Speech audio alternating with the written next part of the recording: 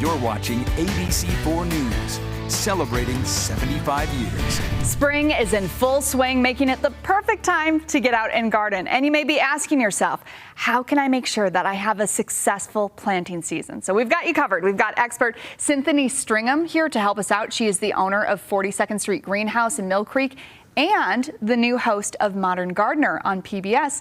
Thank you so much for joining us today. Yes, thank you. I'm excited to be here. Yes, and a big congratulations to you as well. Thank you. It's been kind of a whirlwind, but it's awesome. So how long have you been involved in gardening? Oh, it's been a whole journey, my whole life. My parents were big gardeners. My mom was a big flower gardener. My dad was a veggie gardener. And that passion has just continued to grow. And here I am with a nursery, and it's just crazy. So it's incredible. And I'm so glad that we're talking specifically about tomatoes. Yes. Because I have killed every single tomato bush that I've had. Let's not do that this year. Yes, let's not do that. So tell us, what are some of the common mistakes people make? Absolutely. Well, some common things. Yes. First, I just want to give a little brief history or some information about tomatoes.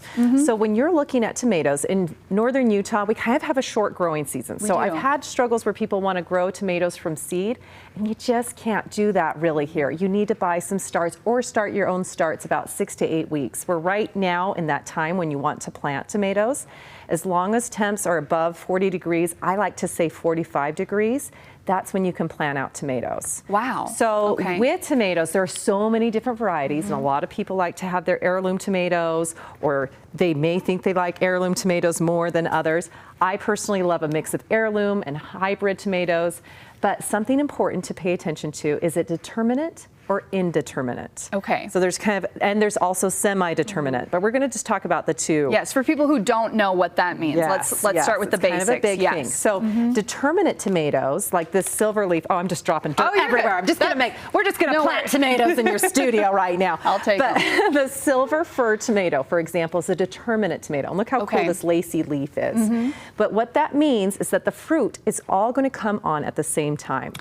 It's also going to be a bushier plant. So like a lot of people will plant Romas, and their fruit will all come on basically in a 1 to 2 week period.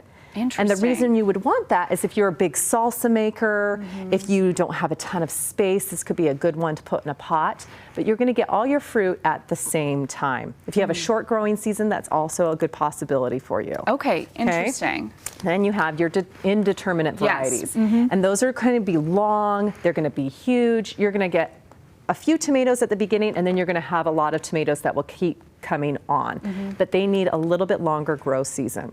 So indeterminate, determinate. And you can plant them together in the same area? You can, but just know what your different variety, what the determinate and indeterminate means. Now, keys, some good important things when you're planting a tomato. You will get a tomato. Hopefully it looks healthy. You're going to check it out at the nursery to make sure there's no bugs or pests on it. When you get it home, if it's been in a greenhouse, you want to take a few days just to get it acclimated to Utah weather, because it's been growing in this beautiful, warm home. On vacation, really. On vacation, living its best life, and then you take it out to Utah weather, it's not going to be happy. Chilly. So don't just chunk it in the ground and call it good. You can, but it'll be a much better experience for that plant if you just give it a few days to learn and acclimate to Utah weather before you put it in the ground. Wow. Okay, so then after that, I love that if you take off just a few stems and actually plant that tomato deeper in the ground. And a lot of people are like, wait, you just shortened my tomato. Why are you burying it? It has all these little tiny hairs on it that will create roots and make it a lot stronger plant.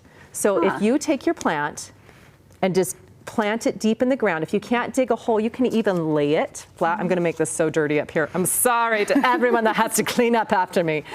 You can even lay it in the ground and just bury it so that it comes up to here. Yes. It makes a big difference on the health of your tomato plant. This is so interesting, and I see Emily Flores is taking notes right now. Jaw dropped, right? Yes, jaw drops. This is amazing. I know we're running out of time.